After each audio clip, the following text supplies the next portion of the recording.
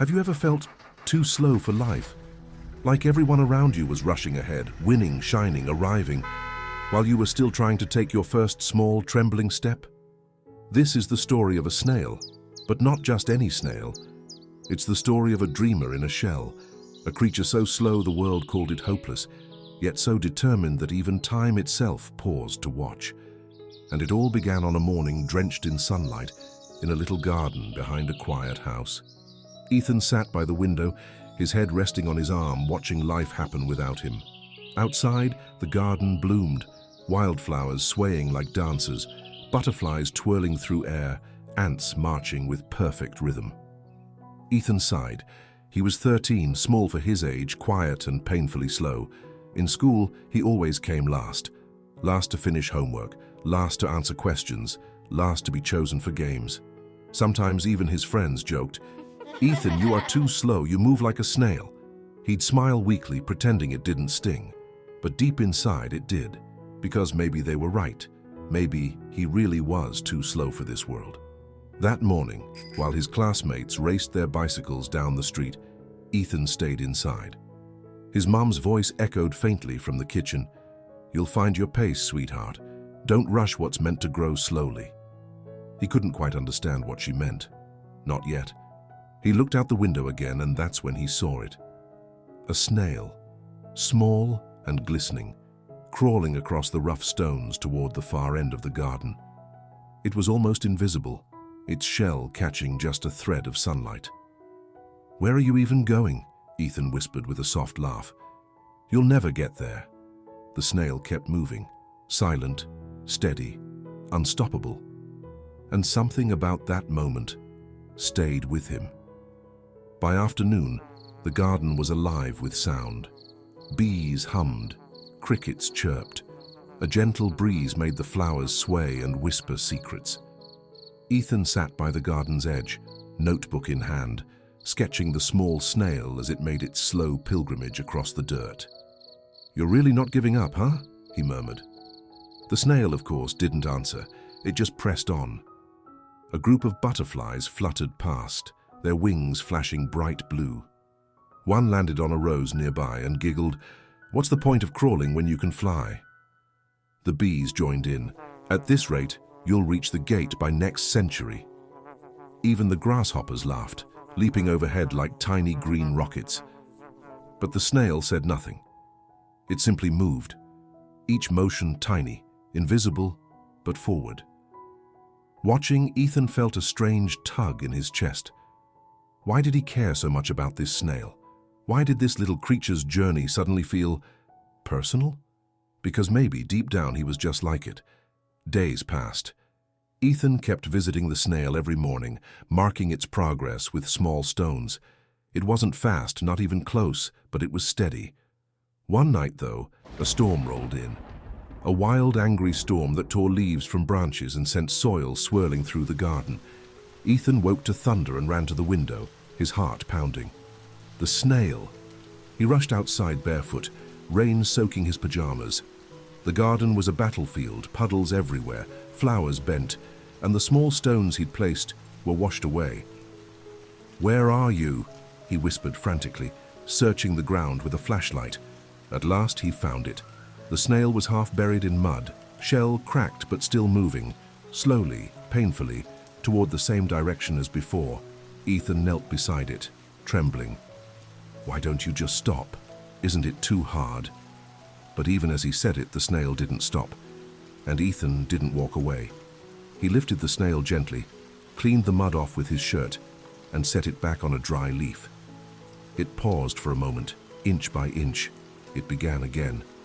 Through thunder, through rain, through the chaos of the storm, it kept moving. When morning came, the storm had passed. The world sparkled, fresh, clean, alive. Ethan stepped outside, shoes squishing in the wet grass. The snail had made it past the broken flower pot and was now halfway across the garden. He smiled. "You really made it through." And as he watched, he realized something profound. Everyone talks about speed, but no one really talks about persistence. He thought about his own life, how he'd quit soccer because he wasn't fast enough, dropped drawing because he wasn't good enough. But this tiny creature didn't care about enough. It just kept going. That morning, Ethan made a quiet promise to himself. From now on, I'll move slowly, even if it takes me years. Weeks passed. The snail had crossed almost the entire garden. Only a few stones and a long patch of rough gravel stood between it and the wooden garden gate, its final destination. Ethan cheered quietly every morning. But then one afternoon, tragedy struck again. A group of children came to play soccer in the backyard. They laughed, kicked the ball, shouted, until one of them stepped too close. Ethan's heart froze. The ball hit the ground near the gravel, and when the dust settled, the snail was nowhere to be seen.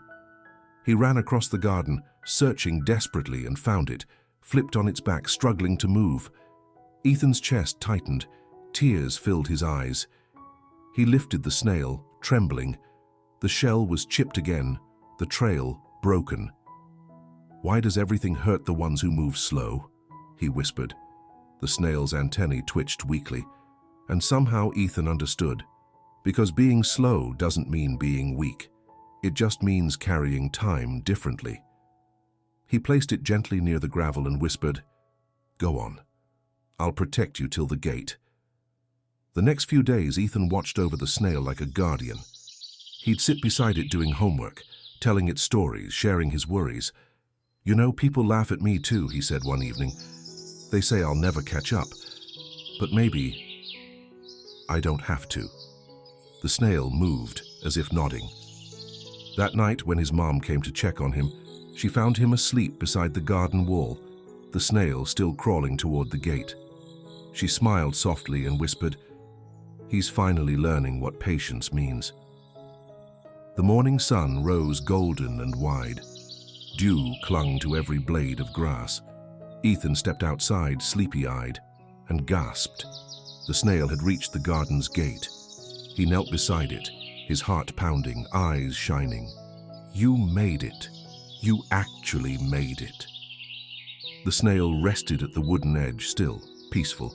Ethan placed his hand beside it, whispering, "You did what everyone said you couldn't." And for the first time, he didn't see a slow creature, he saw a hero. Because what matters isn't how fast you move, it's that you never stop moving. Going forward, Ethan vowed he would change. He didn't suddenly become the best student or the fastest runner, but he kept giving and doing his best. When others laughed, he smiled. When things got hard, he remembered the snail's muddy shell shining under the sun. Years later, Ethan grew up to become a gardener because he wanted to teach others what the garden had taught him, that growth is slow, messy, yet beautiful. On the old garden wall, he carved words that became his life's motto. "Slow success is still success. Don't quit." In today's world, everyone is racing, working longer, chasing instant results. We compare our beginnings to someone else's highlight reel and think we're failing because we're not there yet. But here's the truth the snail teaches us. Growth is not a race. It's a rhythm, because you are your own cheerleader. The people who look slow today might just be moving at the pace their purpose demands. The ones who seem behind might be building deeper roots. And sometimes the reason your progress feels invisible is because you're still laying the foundation for something lasting. The snail didn't stop because others were faster. It kept moving because the gate was its goal, not the crowd's opinion. So don't rush your journey to match anyone else's speed. Don't let society shame your small steps. Because in the end, consistency beats intensity, and faith beats hurry. The garden gate isn't for the quickest, it's for those who don't quit. However, if this story taught you something, share it with someone who needs to hear that their pace still matters. And don't forget, as every view, every share helps more people reach their own garden gate. Bye-bye.